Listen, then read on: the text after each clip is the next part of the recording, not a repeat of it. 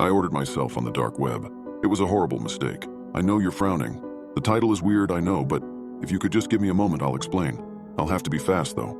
I don't know how close they are. Essentially, I ordered myself on the dark web. I'm a drug user, I'll admit it. Weed is my usual go-to, but I buy that off my friend.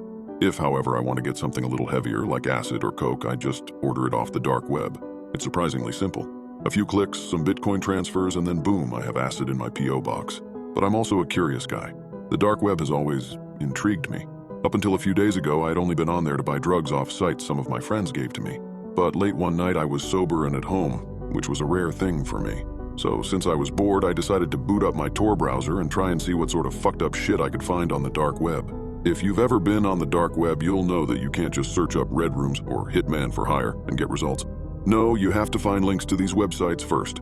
So I hopped back onto Google again to try and find some links to a messed up website.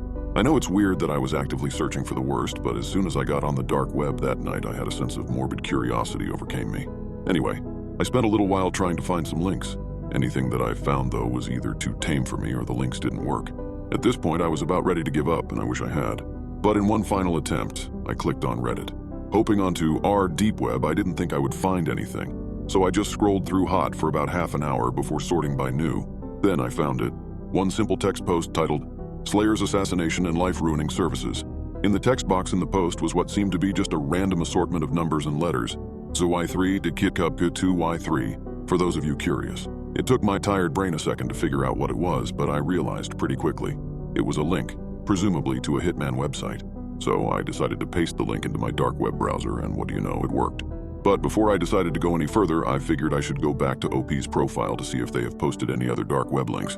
However, when I went back to the post in question, OP's profile was deleted. Weird. Anyway, I reopened my dark web tab and hopped onto the site. Up along the top of the website was its name, Slayer's Assassination and Life-Ruining Services, and next to it what looked to be a skull inside of a crosshair. I chuckled when I saw that. The site must be fake. Upon scrolling down, however, I was not disappointed.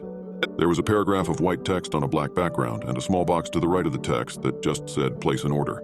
The text was the main part, though, as it took up most of the page. It read, Slayer's Assassinations and Life-Ruining Services offers everything from acid attack, crippling, blinding, castration, torture, rape, beatings, and good old death. We have the lowest prices out of any other company running similar services, and we are worldwide. We have a dedicated and experienced group of staff based all over the world. So if you need someone to be assassinated, or maybe you just want them scarred for life, don't hesitate to contact us. Again, I laughed. This had to be satire, right? Hell, I was even tempted to order it on someone just to see what would happen. Ironically, I actually have a half-decent job, so I can afford to. Better not to risk it, though, I thought to myself. I was about to close my computer and call it for a night when I heard a knock at the door. I live alone, so it was unusual to get visitors, especially so late at night. But when I opened my door, it was just my good buddy Mark, who also happened to be my weed plug. As I opened the door, he didn't hesitate to let himself in and shove a big baggie full of pot in my face. This dude, if the best shit I've had in a minute, we gotta try some. I couldn't say no. Cut to a couple hours later, it's early morning, and Mark and I are chilling on my couch, both blazed as fuck. He suddenly decides to get up, and I assume he's going to get some leftover pizza. But he walks over to my desk and computer. Slayer's Assassinations, are you gonna kill someone or something? He mutters. What? I reply. Your computer, dude, it's got some hacker shit on it. It's the dark web, man, don't fuck with it. At this point, I'm still on my couch, half asleep and not paying full attention. However, I sat up pretty fast when he said the words. Hey man, let's order a hitman on you. I hopped up and walked over to my PC. Part of my brain was screaming, no, what the fuck are you doing? But the majority of my brain, which was also the high part, was thinking about how funny it would be to order a hitman on myself. So I agree. I made him get out my chair though, because I didn't want him seeing what my credit card numbers were as I transferred some Bitcoin.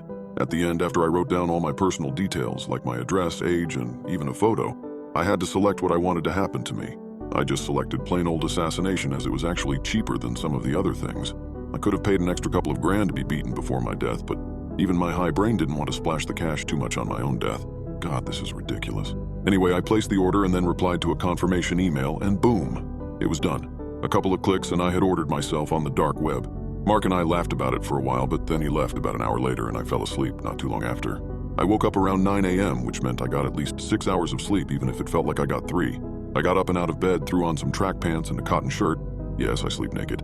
And brewed myself a coffee before sitting down to play some games and just enjoy my Sunday. You can imagine how shocked I was when I saw that I had ordered my death the previous night. Even though I thought the site was bullshit, I still felt a pit open up in my stomach. Even when I'm high, I usually can make sensible decisions. I chuckled, not like I could remember it anyway, but I guess Mark's new shit really was good. I would assume a normal human being would do something else, but I was still kind of out of it from the night before, so I just carried on with my day. I was a little more paranoid, sure, but as I said, I just assumed it was bullshit. I even laughed at the email I got from the website saying that their hitman has been dispatched and was on its way.